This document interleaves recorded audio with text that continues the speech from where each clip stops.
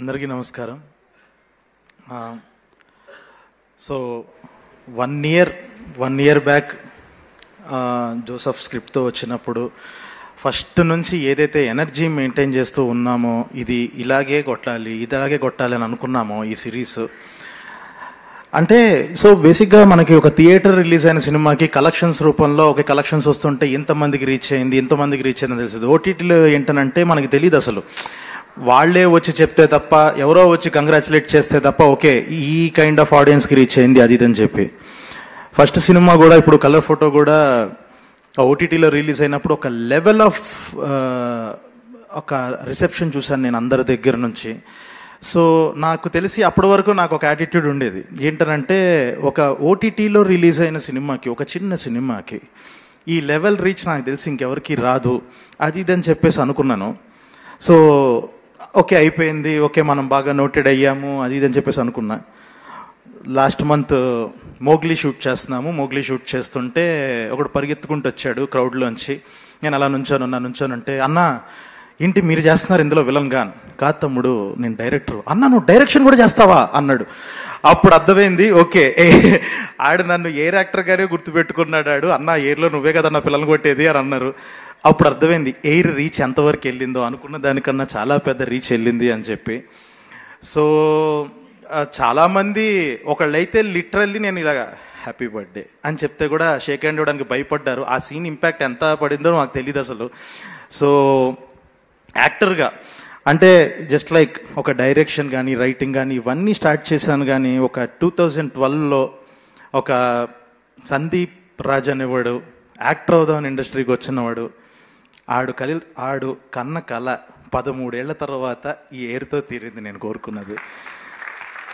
So show runner అనండి, producer అనండి, what ever, ఈ సిరీస్కి ఫస్ట్ నుంచి ఏంటనంటే ఏదో రకంగా దీంట్లో ఒక భాగం అవ్వాలి, అది ఏదో ఒకటి చేయాలి, ఇలాంటిది మనం ఒకటి జనాలకి ప్రజెంట్ చేయాలి. At this point of time అందరూ లార్జర్ దాన్ లైఫ్ అని, ఒక ఇంటెన్స్ డ్రామా అని చెప్పి సిరీస్ల్లో కూడా అందరూ దానికి వెళ్తున్నారు, సినిమాల్లో కూడా అందరూ అదే చేస్తున్నారు. కానీ ఆ ఫన్ అన్నది, ఆ ఎమోషన్స్ అన్నవి అందరూ మర్చిపోతున్నారు. కామెడీ అన్నది చాలా దూరం అయిపోతుంది అనుకొని ఇలాంటిది ఏదన్నా ఒక ఫుల్ మీల్స్ లాగా ఉండేలా ఒకటి ఉండాలి, ఏడిపించాలి, నవ్వించాలి. ఫుల్ మీల్స్ అనకూడదు, ఇందులో యాక్షన్ ఇదేం లేదు కాబట్టి. So just like all kind of emotions ఉండాలి. ఒక హ్యూమన్ ఎమోషన్స్ చాలా చాలా రోజులు అయిపోయింది. జనాలకి ఒకప్పుడు వాళ్ళేంటో వాళ్ళకే చూపిద్దాం, ఒకసారి వాళ్ళ ఇంటర్ డేస్ గుర్తు చేద్దాం అని చెప్పి ఒక జస్ట్ లైక్ ఒక కంకణం కట్టుకున్నట్టు అలా కూర్చొని స్టార్ట్ చేసాము.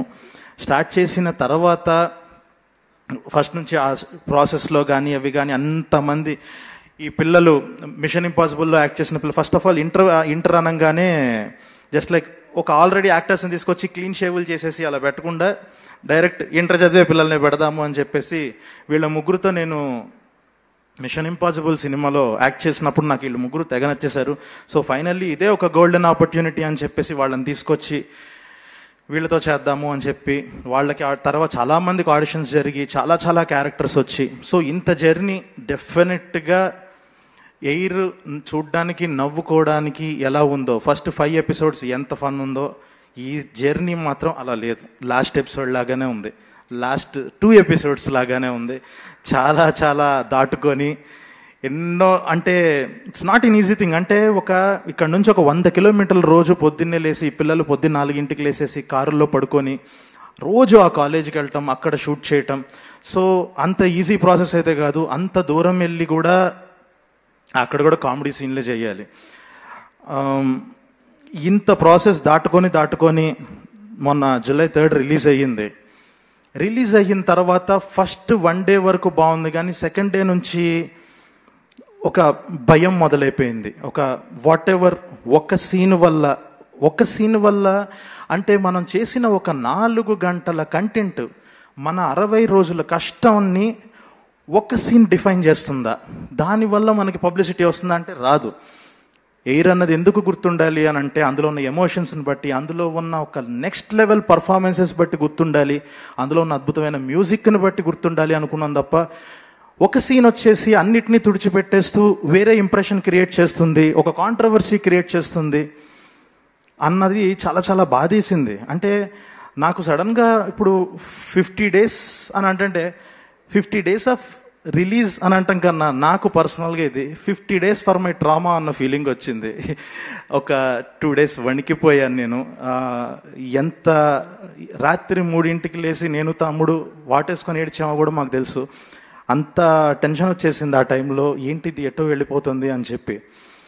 సో చాలామంది మా ఫ్రెండ్ అడిగాడు, ఏంటి భయపడ్డావా, ఏంటి భయపడుతున్నావా, అది ఇది అని అంటే నేను ఒకటే మాట అడిగాను, ఎప్పుడు నువ్వు లాస్ట్ టైం ఒక ఇన్స్టాగ్రామ్లో రీల్స్ ఇలా స్క్రోల్ చేస్తుంటే ప్రతి 2వ రీల్లోనూ ఒకటే కంటెంట్ వస్తుంది, నువ్వు ఎప్పుడన్నా అబ్జర్వ్ చేసావా?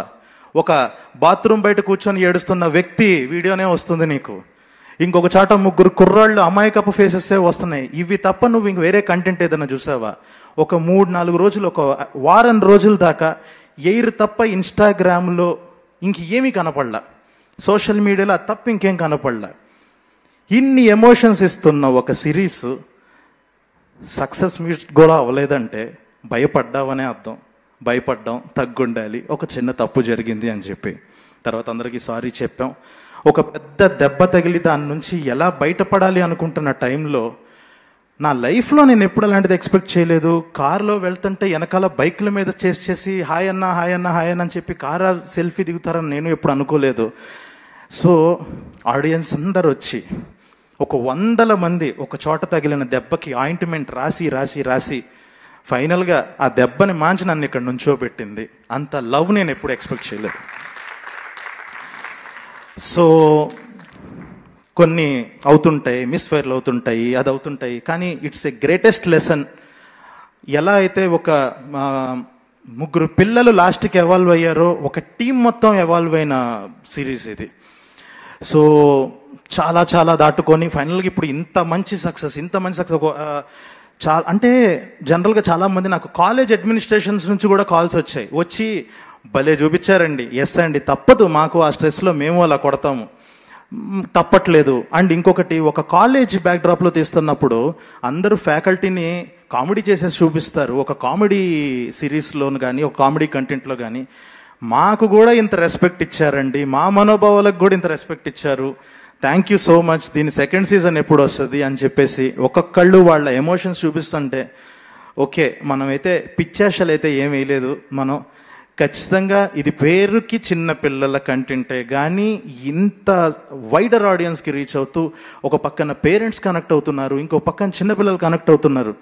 అంటే ఇప్పుడున్న ఫిలిం మేకర్స్కి 16-17 ఏజ్ గ్రూప్లో ఉన్న ఆడియన్స్కి రీచ్ అవ్వడం చాలా కష్టం, స్టార్స్ మాత్రమే రీచ్ అయ్యే స్పేస్ అది.